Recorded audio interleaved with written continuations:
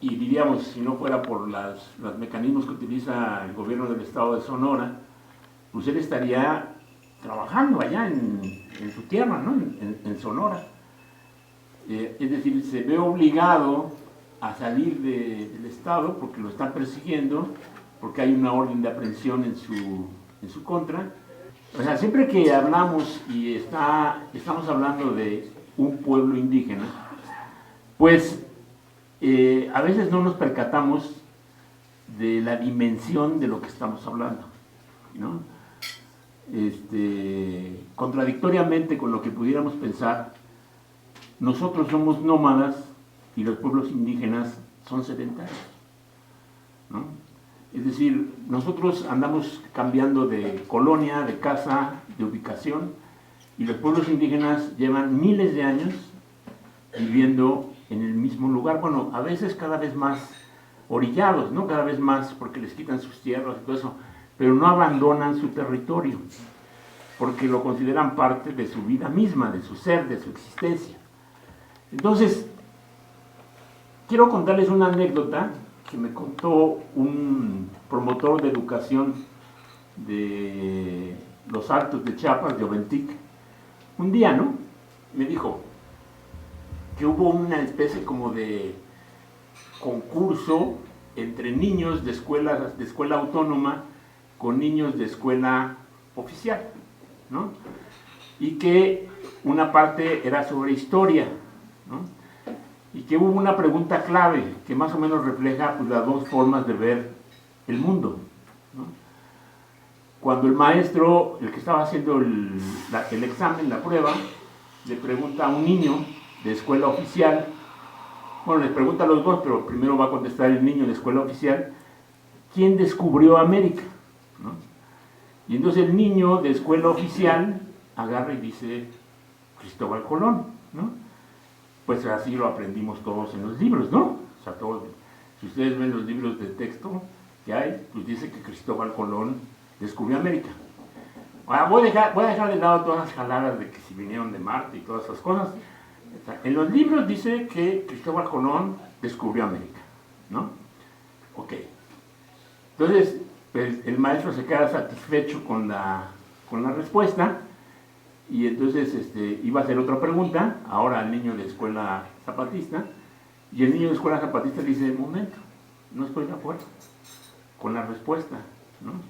Dice, ¿cómo que no estás de acuerdo? Dice, no, quien descubrió América fueron unas comunidades que atravesaron por el norte de América, atravesaron el estrecho de Bering y fueron bajando, ¿no? Hasta encontrar pues, las zonas de población. Si se ponen a pensar ustedes, efectivamente, ellos descubrieron América, ¿no? Lo mismo que los que vinieron por las islas del Pacífico y llegaron a Chile y a Perú. Ellos descubrieron América. Los compañeros yaquis son descendientes directos de esos pueblos que descubrieron América. Mucho más que las culturas mesoamericanas, ¿no? Porque muchas veces cuando hablamos de los pueblos indígenas nos referimos fundamentalmente a los pueblos mesoamericanos. ¿Por qué? Porque construyeron pirámides, hicieron, decimos, había Estado, ¿no? Y parece que tenemos una fascinación hacia el Estado y entonces por eso decimos, había Estado, y como había Estado, pues había cierto nivel de civilización, ¿no? En cambio, pues los pueblos indios, las tribus indias del norte, no tenían Estado, ¿no? Y yo digo, qué bueno, ¿no? Que no tenían Estado, pues, creo que es un poquito mejor no tener Estado que tener Estado. Pero bueno, el caso es que hacemos esa diferenciación. Y entonces Mesoamérica, pues es los aztecas, son los mayas, son los olmecas, pero todos esos también vinieron del norte, ¿no? O sea, todas esas culturas también vinieron del norte. Pero las que están ubicadas, ahora sí que de Nayarit para arriba, pues son culturas que fundamentalmente son descendientes directos de esos primeros habitantes que llegaron a América, ¿no?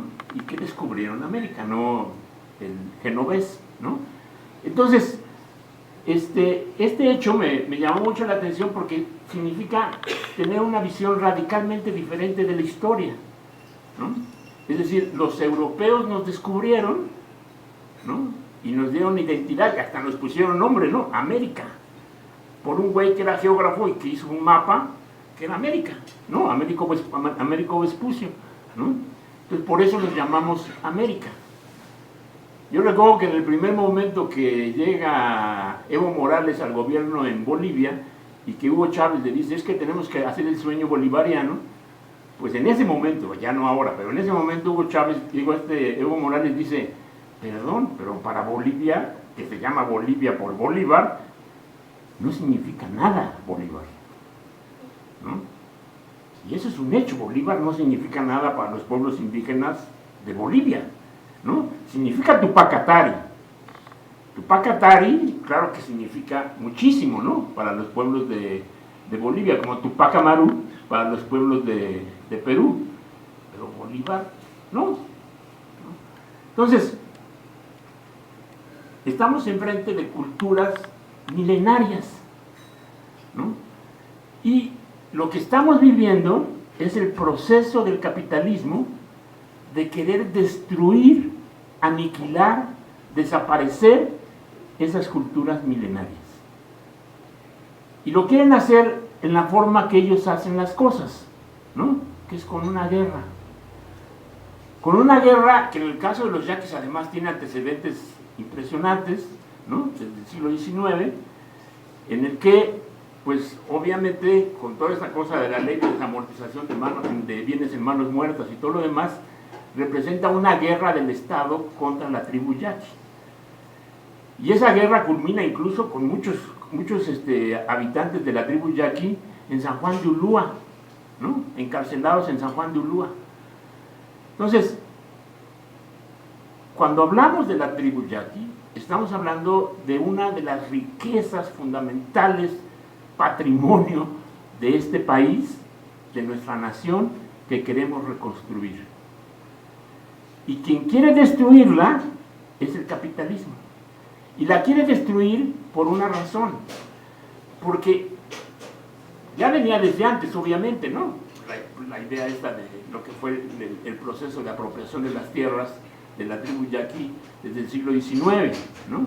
El otro día Tomás daba los datos de las cantidades de hectáreas que les han quitado en la historia, ¿no? A la tribu yaqui. Bien, pero eso que ya venía desde antes, hoy se agudiza. Porque hoy la forma de organización del neoliberalismo ya no es simplemente tener fuerza de trabajo organizada para generar ganancia por medio de la creación de un plusvalor, sino ahora el elemento fundamental que está utilizando el capitalismo es el control del territorio. El control de territorios enteros, ¿no? Hace solamente unos años en Bolivia hubo la famosa guerra por el agua. Hace algunos años en África, y de hecho continúa, hubo la guerra por el coltrán, ¿no? Hace otros años en el centro de África hubo la guerra por los diamantes, ¿no? Ahorita hay una guerra en Ucrania que reviste que si la democracia versus la dictadura. Esas son jaladas, ¿no? Atrás está el petróleo y el gas, ¿no? Atrás está el petróleo y el gas de esa cuestión de esa guerra. Es decir, es ir por los recursos naturales, ¿no? Es la necesidad del capitalismo de controlar agua, aire, tierra, mares, espacio, etcétera, ¿no? Ya no es simplemente de controlar mano de obra, sino controlar los bienes terrenales y hacerlos funcionales al sistema capitalista, ¿no? Yo no sé, ¿no? Yo he ido muchas veces a Sonora en mi vida y siempre pensaba yo que la construcción de lo que llaman Hermosillo, que realmente es bastante feillo, ¿no? O sea, no es muy hermosillo, que digamos, ¿no? De Hermosillo, fue hecha con los pies, ¿no? O sea, construir una ciudad de ese tamaño y todo eso en esa olla, ¿no? Que es en esa cazuela, ¿no?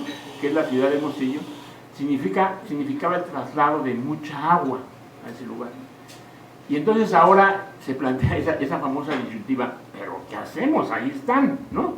¿Y por qué el pueblo yaqui tiene que pagar eso?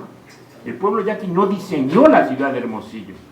La tribu yaqui no diseñó la idea de dónde construir esa ciudad, ¿no? Entonces es la eterna dificultad, contradicción, lo que algunos llamaban las tijeras, entre el campo y la ciudad. Hay que cerrar las tijeras, ¿no? Hay que cerrarlas a fuerza. ¿Cómo? Urbanizando el campo, ¿no? Es decir, poniéndole la madre al campo, ¿no? Es decir, pavimentando el campo. Claro, uno puede decir, pero esto es absurdo, porque entonces, ¿qué van a comer la gente? Pero la burguesía mundial, y más esta, no tiene pensamiento más allá de 5 años, de 4 años, ¿no? Su pensamiento no alcanza 20, 30, 40, 50 o 200 años. Es un pensamiento cortoplacista, es la ganancia inmediata, ¿no? Entonces, yo solamente quería señalar, estamos ante una cultura milenaria que merece todo nuestro respeto, que ha sido una cultura que ha resistido y que se ha rebelado constantemente en contra del dominio del Estado. Existe una anécdota, ¿no? Que yo no sé si sea cierta o no, pero como anécdota es muy buena, y como dice un famoso historiador francés, los hechos no existen porque estén demostrados que existieron. Los hechos existen porque forman parte del imaginario popular, ¿no? Es decir, no porque hayan existido a fuerza, ¿no? Eso es mucho más bonito que lo que les enseñan en historia, ¿no? Que tiene que ver una cosa, dónde están los datos y todo eso, o como quería Enrique Krause de ver dónde estaba el acta de nacimiento del Pípila, ¿no? Para saber si había existido, ¿no? Existe porque la gente quiere que exista, punto, ¿no? Y se chinga Krause, ¿no? Ya no lo va a eliminar, ¿no? Al Pípila. Puede ser que él sea eliminado, pero no el Pípila, ¿no? Entonces, si es verdad que la historia se manifiesta como parte de la identidad popular, ¿no? Y que eso es lo esencial, existe una anécdota sobre cómo acaba la guerra entre la tribu yaqui y el Estado, que la acaba Lázaro Cárdenas, ¿no? Que dice, pues ya, ¿no? Vamos a firmar la paz. Y dice la anécdota que va Lázaro Cárdenas al pueblo yaqui y va a firmar la paz y le pone una condición el gobernador yaqui, que es que acepte que el Estado mexicano perdió la guerra, ¿no? Que ellos no van a aceptar que el pueblo yaqui perdió la guerra, sino que Cárdenas y el Estado mexicano tienen que aceptar que ellos perdieron la guerra, y Cárdenas se ve obligado a firmar. Una vez hace muchos años, yo tuve oportunidad de hablar con uno de esos que se dedican a hacer la historiografía del cardenismo, y me decía, eso no es cierto. Y me vale, el hecho es que mucha gente sostiene que el Estado mexicano tuvo que reconocer que había perdido la guerra. Y yo les digo, conociendo la rebeldía, la tradición de rebelión, de revuelta, de insumisión, no es anuncio para nosotros, de insumisión del pueblo yaqui, no tengo duda, Padres y quien sea, va a perder la guerra.